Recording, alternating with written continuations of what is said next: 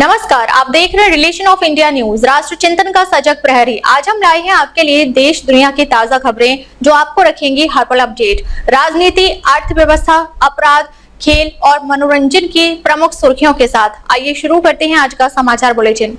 भूटान में भारत से जाएगी सीधी ट्रेन, करीब 4033 करोड़ रुपए का खर्च आएगा। भारत से भूटान का सफर अब ट्रेन से भी मुमकिन होगा। रेल मंत्री अश्विनी वैष्णव ने बड़ी घोषणा करते हुए इसकी जानकारी की है। यह पहली बार है जब भारत और भूटान को रेल नेटवर्क से जोड़ा जा रहा है।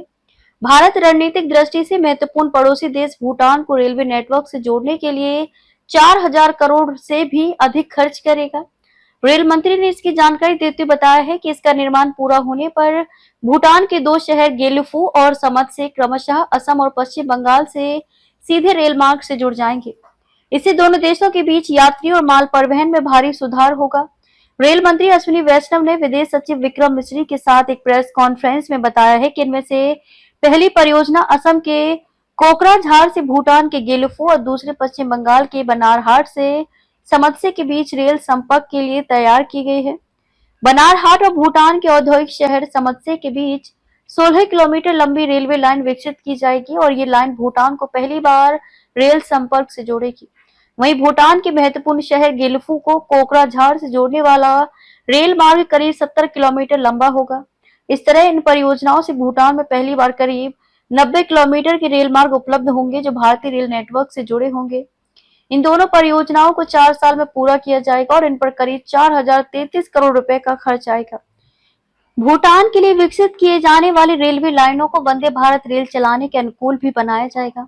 उन्होंने कहा कि भूटान के लिए भारत सबसे बड़ा व्यापारिक साझेदार है। भूटान का बाहरी दुनिया के साथ अधिकांश व्यापार भारतीय बंदरगाहों और भारत के सड़क मार्गों के माध्यम से होता है।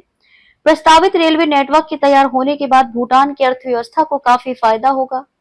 बनारहाट से भूटान के औद्योगिक शहर समतसे के बारे में विस्तार से जानकारी देते हुए बताया कि करीब 20 किलोमीटर लंबी परियोजना में 2 स्टेशन, एक बड़ा पुल, 24 छोटे पुल, एक फ्लाईओवर और 37 अंडरपास शामिल होंगे।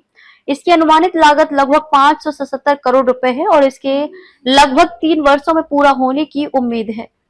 वहीं भूटान को जोड़ने वाली रेल लाइनें बिजली से संचालित होंगी और इस तरह रेल परिचालन से पर्यावरण को कोई नुकसान नहीं होगा। रेल परियोजनाओं से न केवल लोगों की आवाजाही आसान होगी बल्कि भारत भूटान सीमा पर सामाजिक और आर्थिक संबंध भी और गहरे होंगे। माल ढुलाई की सुविधा से दोनों देशों के बीच व्यापारिक संपर्क मजबूत होगा और पर्यटन को भी बढ़ावा मिलेगा। इससे पूर्वोत्तर भारत और भूटान के बीच सामाजिक आर्थिक विकास को नई दिशा मिलेगी।